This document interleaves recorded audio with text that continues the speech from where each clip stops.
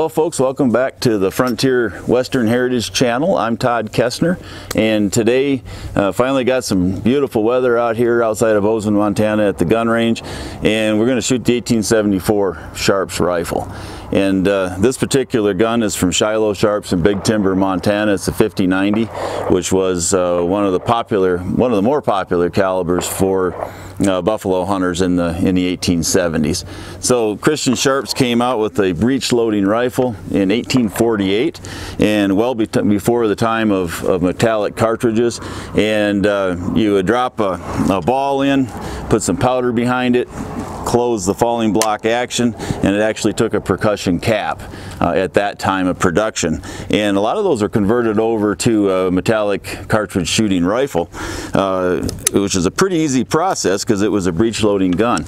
And they were pretty popular and extremely accurate as well. And if you can imagine having a rifle that you could load from the back instead of a muzzle loading rifle you had to load from the front, you would see the advantages right away, particularly if you're on horseback. It made a huge difference on horseback. You could drop a projectile in it, put powder behind it, or use a paper cartridge, drop paper cartridge in. The falling block would come up with this lever, slice the back of the cartridge off for you, expose the powder, you put a cap on there, and you were ready to go.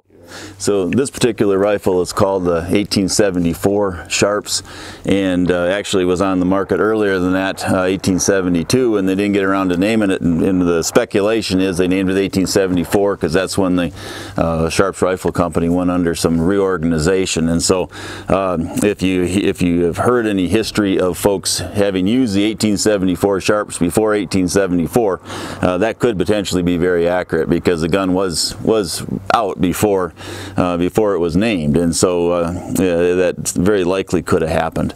So if you watch the loading black powder cartridge video, you would know that I was gifted a can of American Powder Mills black powder, 1F powder, and kind of took a look at it. It seems to be legitimately the powder that came in that can from the 1800s. So we're very excited to give this a try. And so I know you guys that have watched that video, I appreciate the comments. And some of you are asking for me to compare that to some modern powder and really do a in-depth kind of research project on it.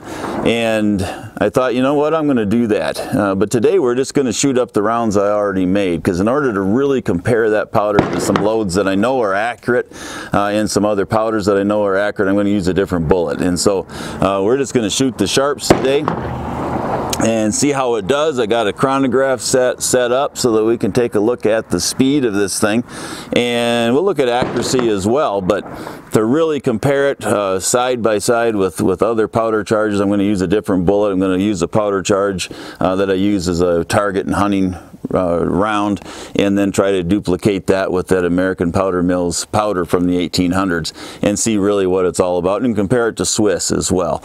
And so we'll load up those, and we'll do another Sharps video with all three of those powders and really compare them side by side, really experiment this thing a little bit and see what kind of conclusions we can come up with. But for now, I'm going to go ahead and fire these 3 rounds that we loaded with the antique powder, and the bullet that I used is 685 grain bullet, and just see how fast it goes and see if this one's accurate at all, and then come back and really compare it to modern powder and see if we can tell any kind of a difference. So let's take a few shots and see what we got.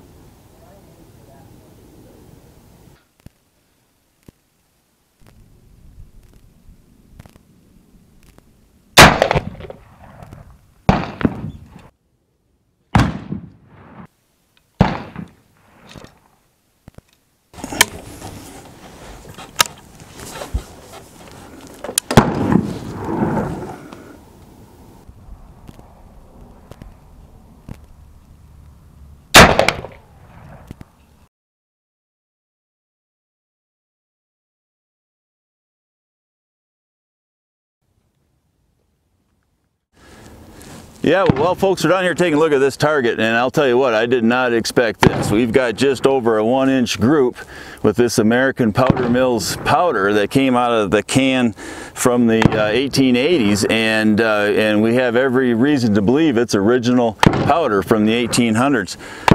I put together a round that I've used in the past with a bullet, quite frankly, that I'm happy to get rid of because it hasn't always performed perfectly. And I thought, well, if we're just going to see how the fouling is on that gun and that sort of thing, I'm not going to work on working up a really great accurate load, because as soon as I do, I'm going to be out of that powder.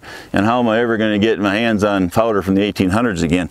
But boy, what a pleasant surprise this is, and just wish I would have tried even a little harder to see where we could have gone with this particular group had I even taken more care in the trigger pull and the breathing and all of that, because I'm tickled here. I'm pretty impressed.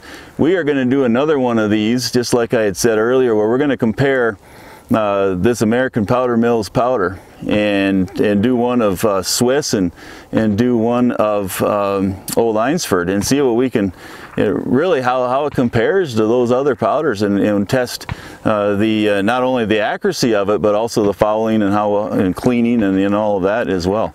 So stick with us. We're going to throw this video up here so you guys can see that trial run. I'm extremely impressed with this powder, and we'll see what we can do with the next one. And so come back in a couple of weeks and we'll run this thing again. Hey, thanks for coming. So really kind of fell in love with this particular shoot. It was rolling really well. Well, you already said we were outside of Bozeman. Yeah. And you also already said the weather was good. Yeah, so I know, but I was just going to say it again. Are you ready again? Yep. All right. Well, folks, we are down here taking a look at this target, and apologize for the squint here. This is a beautiful sunny day, which is a nice... did you just click it off? Oh, shoot.